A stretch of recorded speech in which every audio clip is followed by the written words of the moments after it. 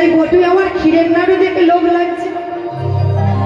এদিকে রাধারানী বলছে, বাবা ব্রাহ্মণ পুজো করার আগে খেয়ে নেবে।